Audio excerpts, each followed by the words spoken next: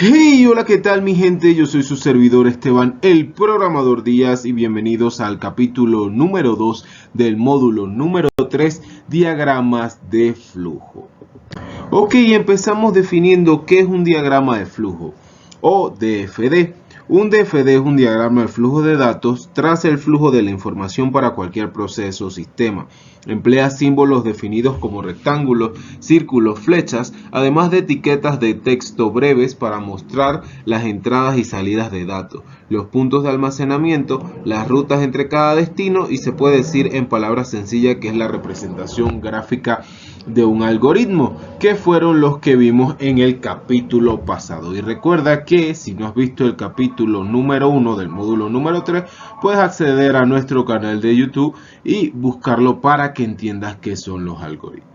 Una vez definimos esto, ahora podemos ver la estructura básica de un DFD, como lo pueden ser el que es el símbolo, el de inicio final, sería como un óvalo, más que nada, ¿no? Y representa el inicio, en este caso el inicio y el final del problema que estamos resolviendo o de la solución. Las flechas representan las líneas del flujo, o sea, para dónde va la información o qué comportamiento debería tener nuestra solución, como quien dice, ese es seguir el paso a paso.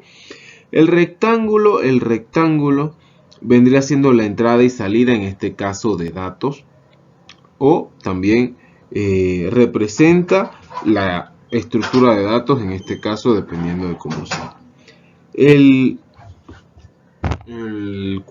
cuadrado representa los procesos, cualquier tipo de operación, en este caso ya puede ser una operación matemática, pero más adelante veremos eso.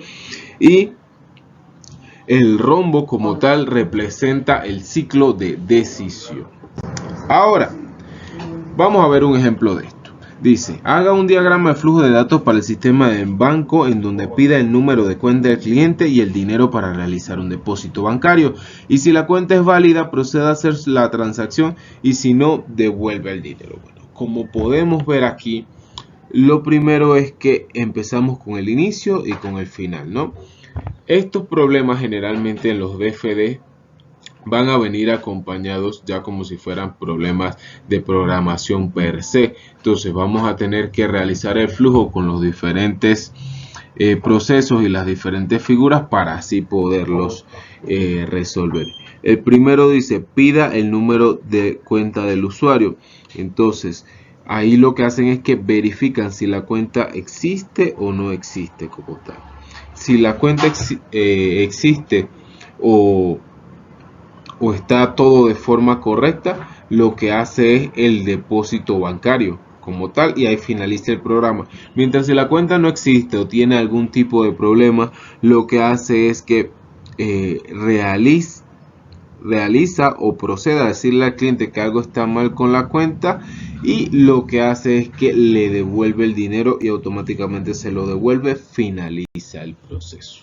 Entonces es bastante sencillo ya cuando uno sabe qué son los algoritmos. Ahora ustedes se preguntarán, Esteban, ¿y por qué es importante los DFD? Bueno, los DFD ya van un poquito más orientados a personas que saben de tecnología como tal.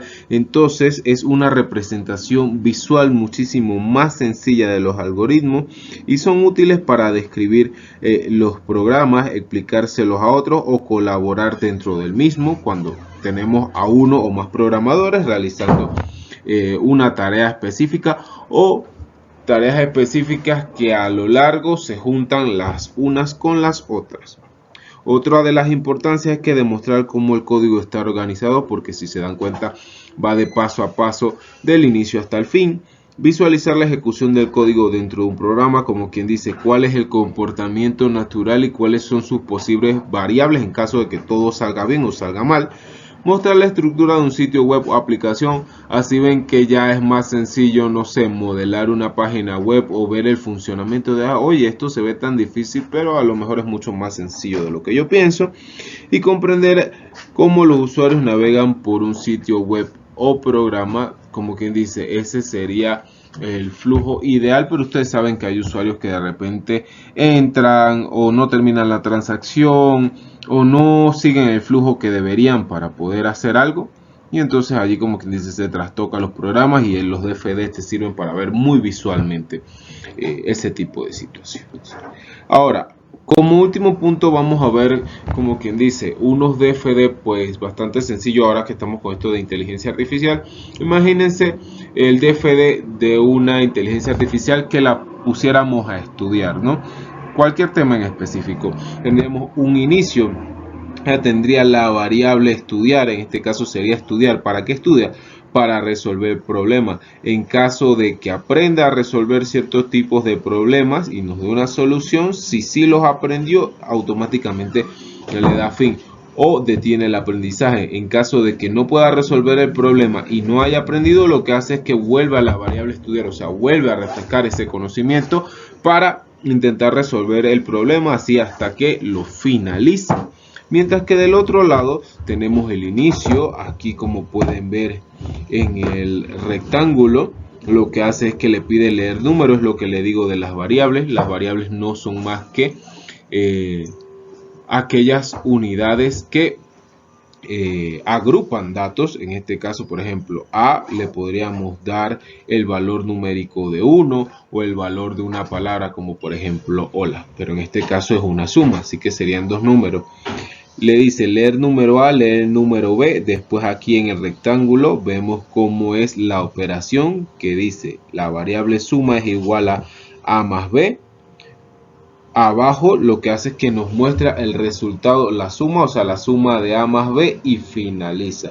Estos son algoritmos bastante sencillos, pero para que se den cuenta como algo tan sencillo puede ser bastante importante dentro del área de tecnología.